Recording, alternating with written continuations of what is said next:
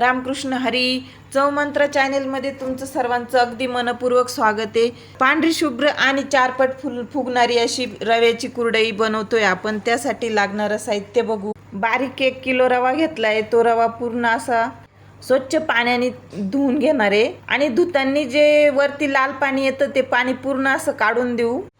पाणी काढून झाल्याच्या नंतर झाकून आणि एक साईडला रात्रभर तसंच ठेवू. दुसऱ्या दिवशी आपण परत ते पाणी बदलवून स्वच्छ असं बर्फाचं पाणी टाकणार आहे. बर्फाचं पाणी टाकल्यानंतर वरतून तुरटीचा खडा फिरवून घेऊ.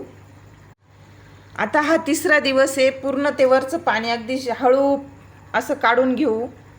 पाणी काढल्याच्या नंतर अगदी शांत असं झालं की थंड पाणी टाकणार आहे. पूर्ण 3 दिवस आणि 3 रात्र झाली. आपण 4थ्या दिवशी हे पातेलं, आता 4थ्या दिवशी असे वरती बघा कशा बुडबुडे आल्या आहेत पाण्याच्या. हे जरा आंबवल्यासारखं झालंय.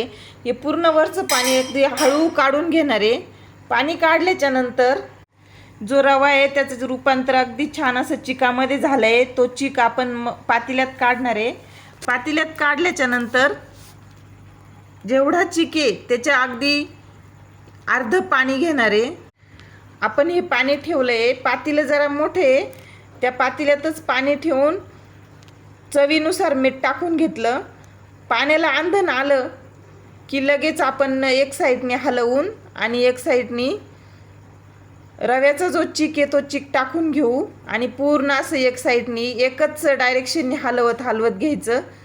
पाणी अगदी जास्त पण नाही टाकायचं आणि कमी नाही टाकायचं. आपण जे पाणी घेतलंय त्यातलं थोडं काढून ठेवलं आणि एकसारखं असं एक डायरेक्शनने हलवत राहू. बघा आपला चिक असा घट्ट झाला आहे.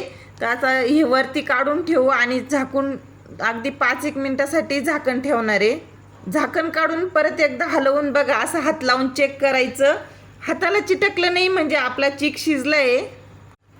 आता आपण हा सोऱ्या घेतला, पाय सोऱ्या, त्या सोऱ्याला तेल लावून घेतलंय सगळीकडनं. बघा अगदी साधी आणि सोपी कुरडई बनते. अशी पांढरी शुभ्र चिक झालाय. चिकाला एकदम छान चकाकी आली आहे. बास ठेवली, बाजेवर साडी टाकली. साडी अगदी थोडं पाणी शिंपडून घेतलं आणि आपल्याला याच्यासाठी 3 लोक लागतात. आजी आहे, मुलगा आहे आणि मी आहे. बघा किती छान पांढऱ्या शुभ्र अशा कुरडया पडताय आपल्या. आणि कुरडई बनवायच्या वेळेस एक खूप महत्त्वाची ट्रिक आहे. अगदी कडकडीत ऊन असं पाहिजे.